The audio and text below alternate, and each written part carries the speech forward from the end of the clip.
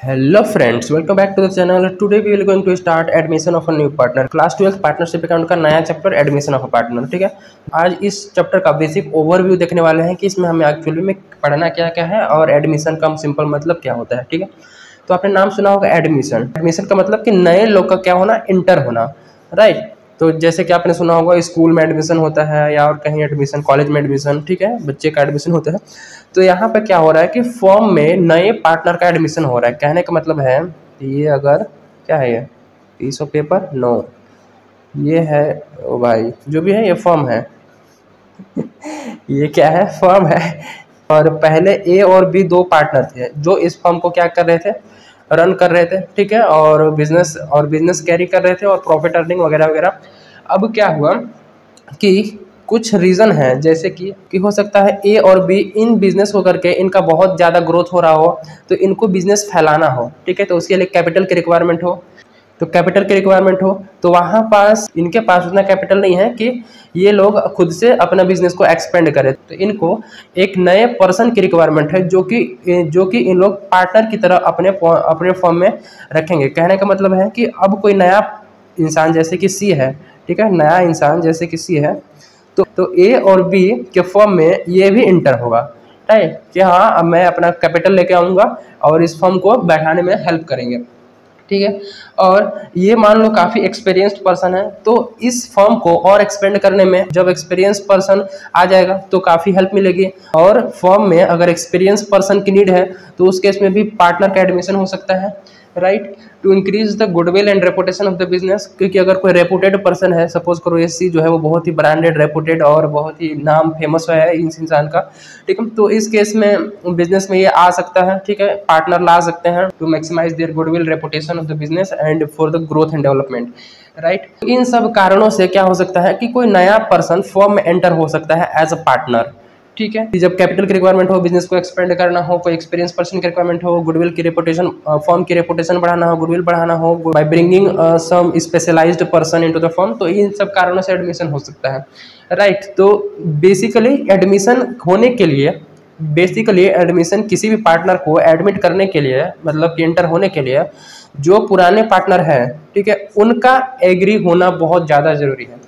ठीक है, जब सारे पार्टनर एग्री हो जाएंगे कि हमें नए पार्टनर को लाना है, चाहे कारण कोई भी हो, राइट, तो उस केस में जब सारे एग्री हो जाएंगे तभी नया पार्टनर का एडमिशन हो सकता है।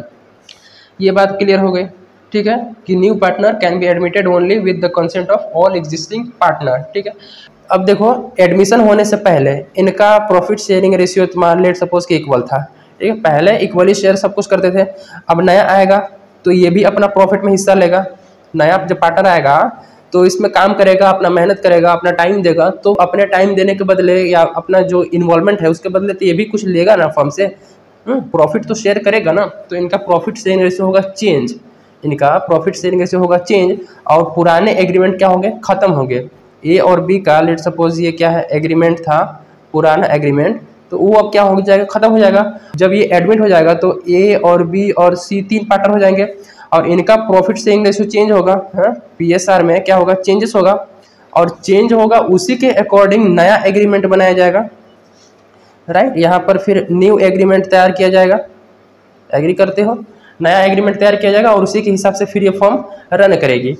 ठीक है, तो जब पुराने एग्रीमेंट खत्म हो जाएंगे और नया एग्रीमेंट कम इनटू फोर्स में आएगा तो उस केस में यहाँ क्या हो रहा है, फॉर्म का रिकॉन्स्टिट्यूशन किया जा रहा है। ठीक है, फॉर्म का रिकॉन्स्टिट्यूशन हो रहा है। पुराने पार्टनर सेक्रीफाइस करेंगे और नया पार्टनर जो आ रहा है वो तो गेन करेगा ना, क्योंकि वो लेगा शेयर।